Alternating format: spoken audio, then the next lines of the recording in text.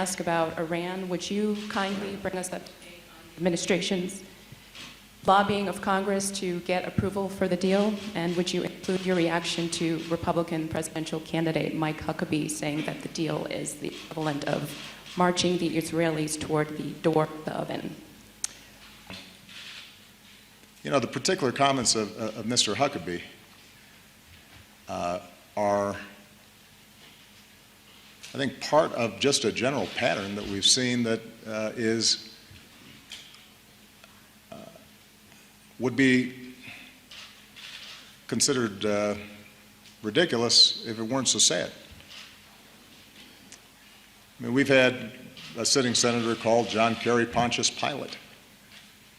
We've had a sitting senator who also happens to be running for president suggest that I'm the leading state sponsor of terrorism. These are leaders in the Republican Party. And you know, part of what historically has made America great is, particularly when it comes to foreign policy, there's been a recognition that these issues are too serious, that issues of war and peace are of such grave concern and consequence that we don't play fast and loose that way. We have robust debates. We look at the facts. There are going to be disagreements. But we just don't fling out ad hominem attacks like that because it doesn't help inform the American people.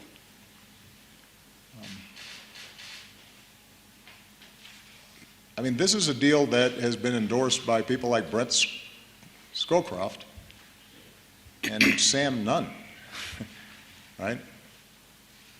Historic Democratic and Republican leaders on arms control and on keeping America safe. And so when you get rhetoric like this, maybe it gets attention, and maybe this is just an effort to push Mr. Trump out of the headlines. But it's not the kind of leadership that is needed for America right now.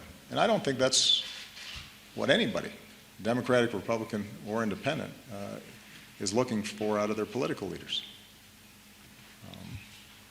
In fact, it's been interesting when you look at what's happened with Mr. Trump, when he's made some of the remarks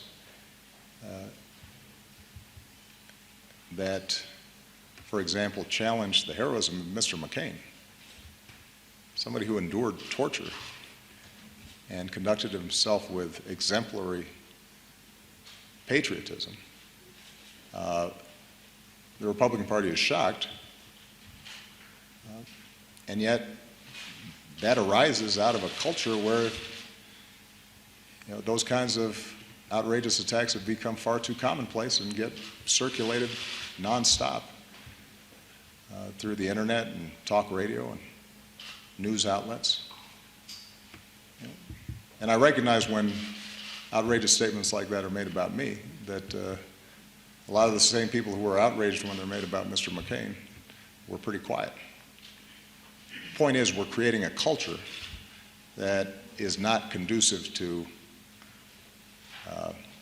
good policy or good politics. The American people deserve better. Certainly presidential debates deserve better. In 18 months, I'm turning over the keys.